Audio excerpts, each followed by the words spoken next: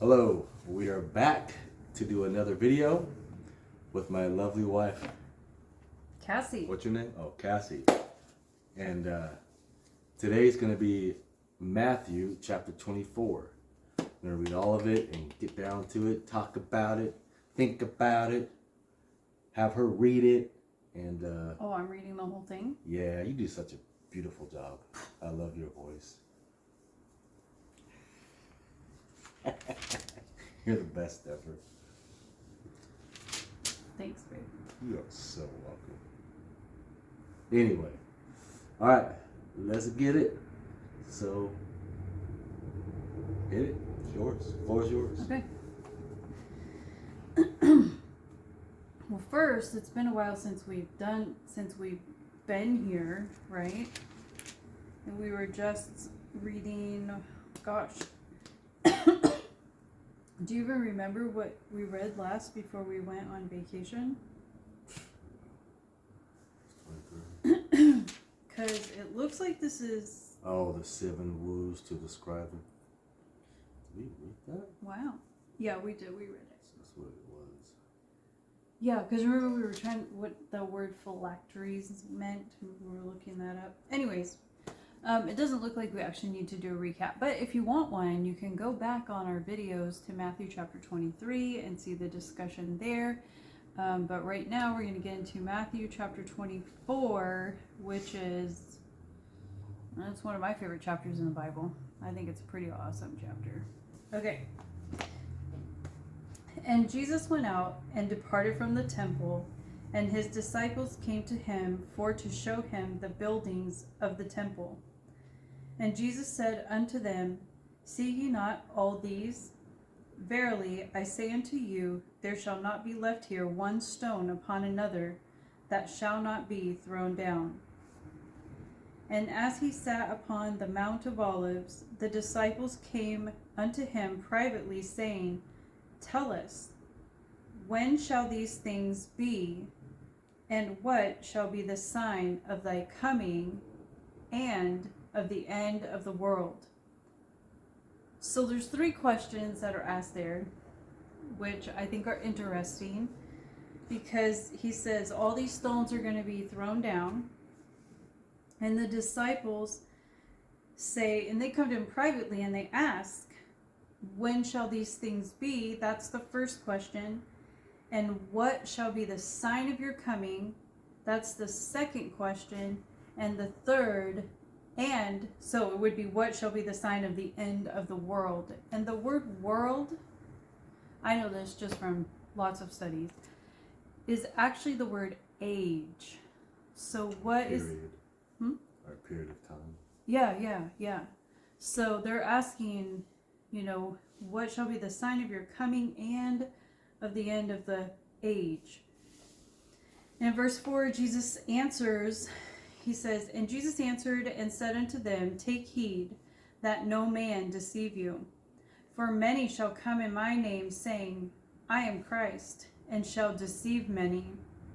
And you shall hear of wars and rumors of wars. See that you be not troubled, for all these things must come to pass, but the end is not yet. So that word has always been interesting to me, because he says these things will happen, but the end is not yet. For nation shall rise against nation, verse 7, and kingdom against kingdom.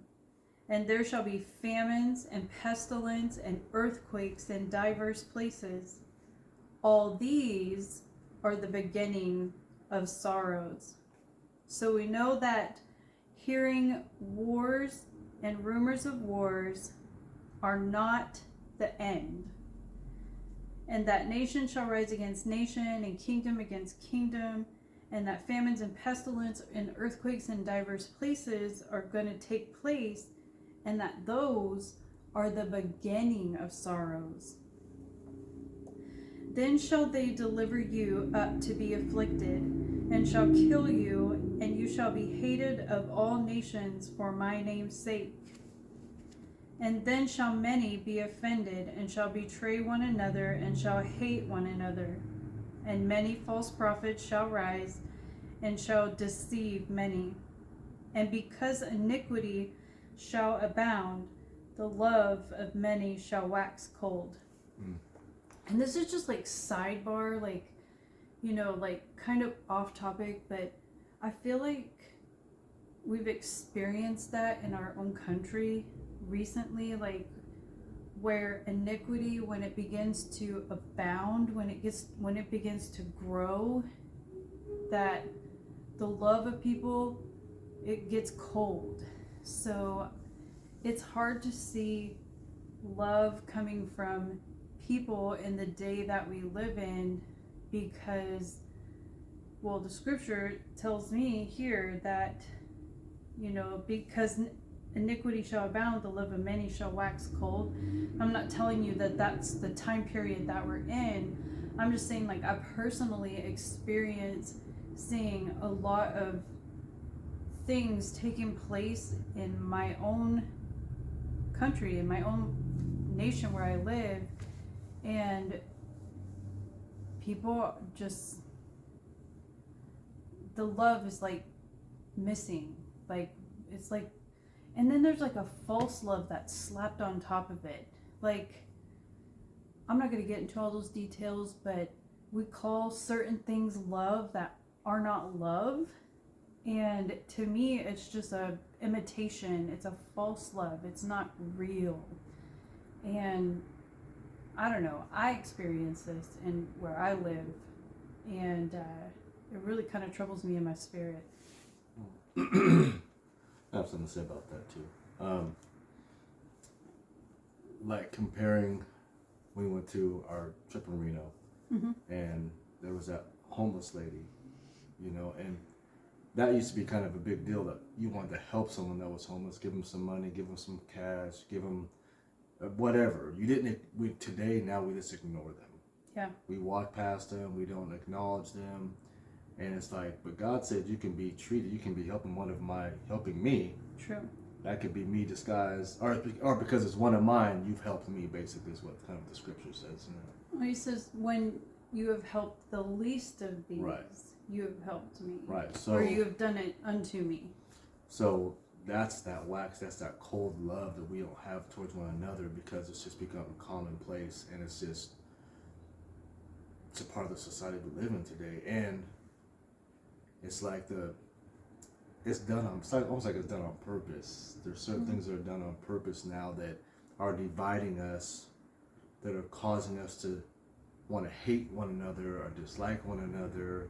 Yeah. And it's just, like she said, this doesn't mean that this is that time, but we are definitely, I think, tasting a little bit of it, because I'm not the type of person that hates anybody, but I find myself saying that a lot lately.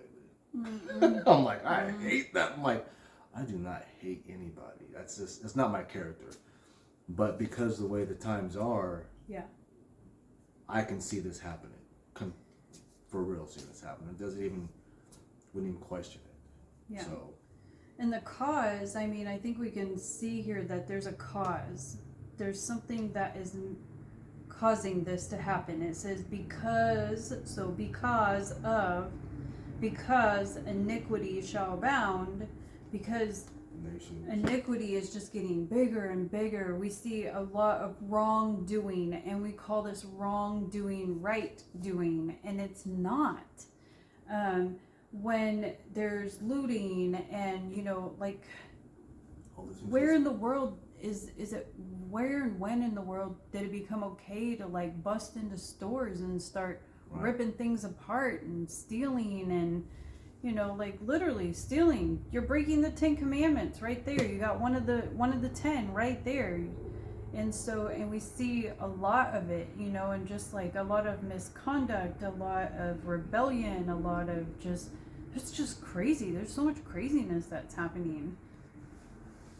And so, because iniquity shall abound, the love of many shall wax cold. So I can see what you're saying. It's like a frustration, like, continues to grow, or the sin, or if I'm the person that's doing these things, I'm the one that's stealing or whatever.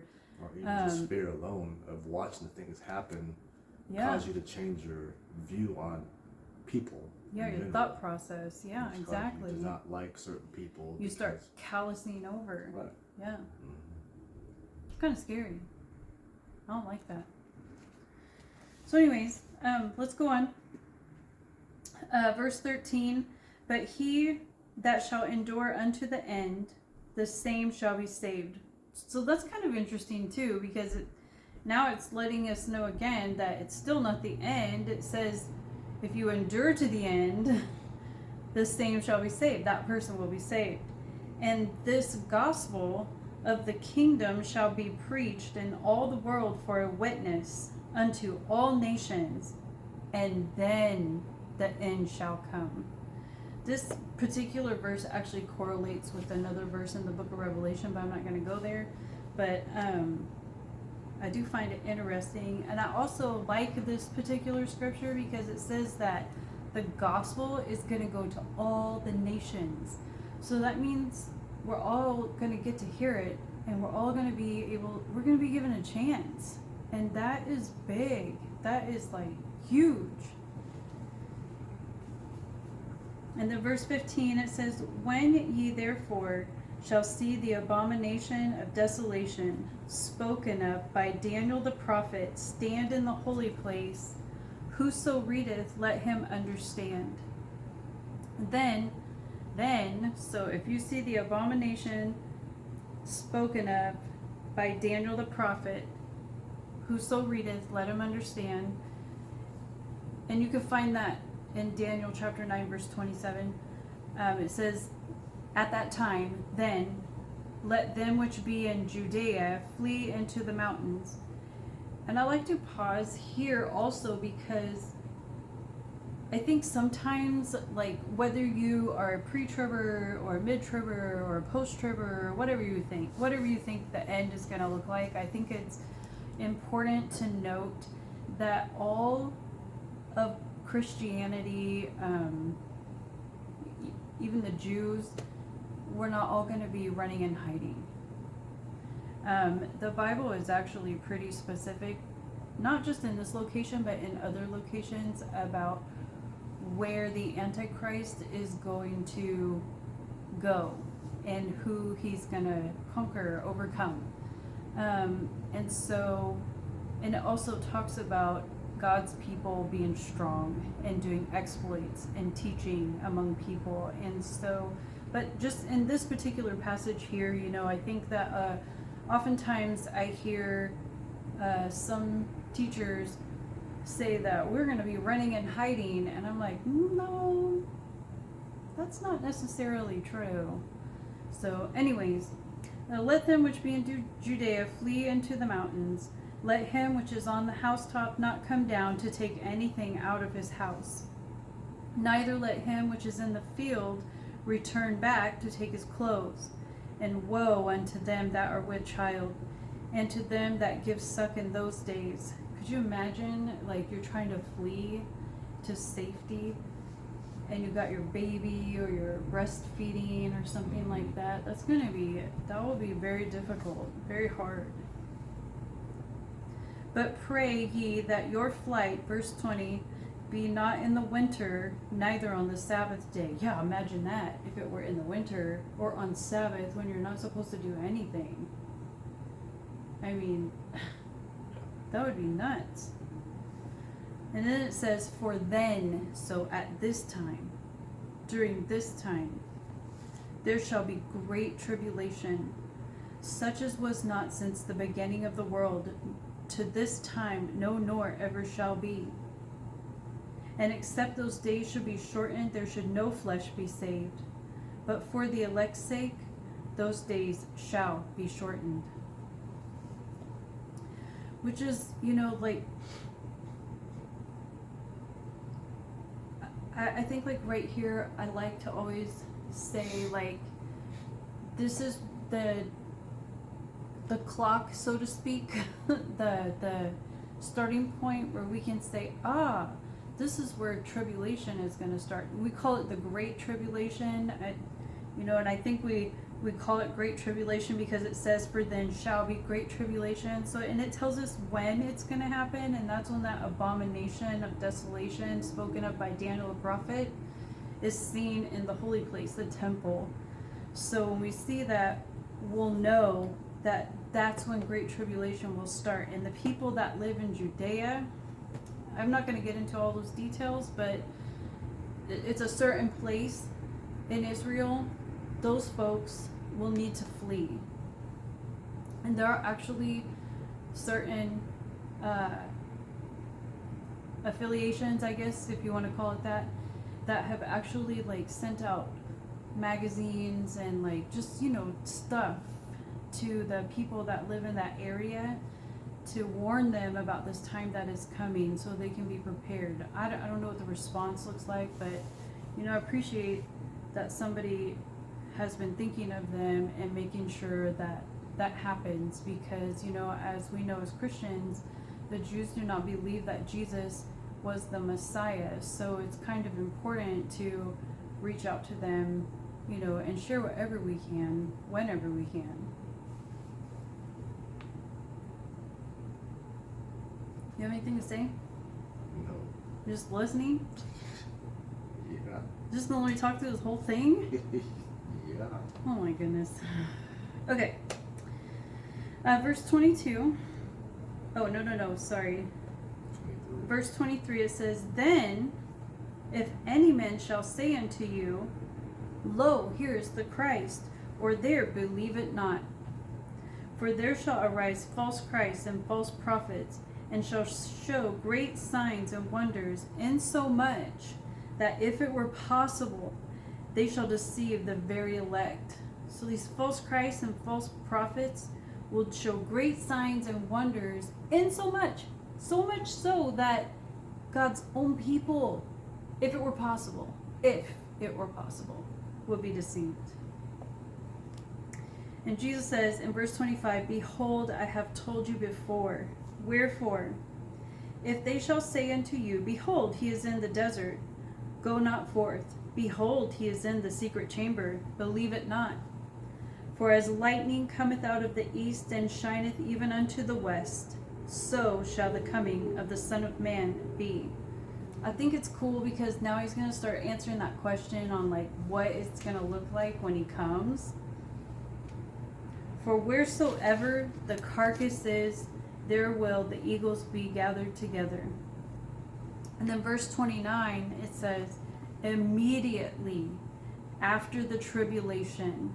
So immediately after the tribulation of those days shall the sun be darkened, and the moon shall not give her light, and the stars shall fall from heaven, and the powers of the heavens shall be shaken.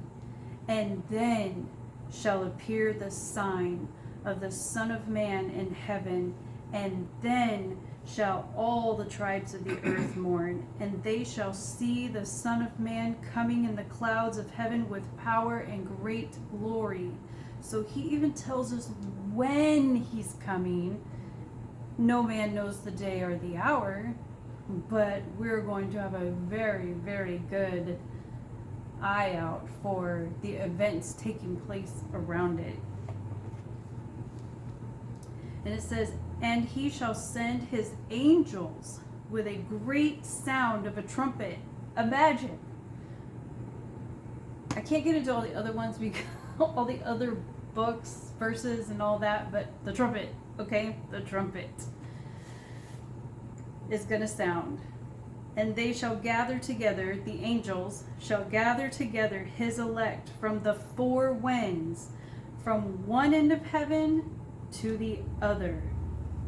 Now, hear a parable of the fig tree. When his branch is yet tender and putteth forth leaves, you know that summer is nigh. So likewise ye, when you shall see all these things, know that it is near, even at the door. Verily I say unto you, this generation shall not pass till all these things be fulfilled. Heaven and earth shall pass away, but my words shall not pass away.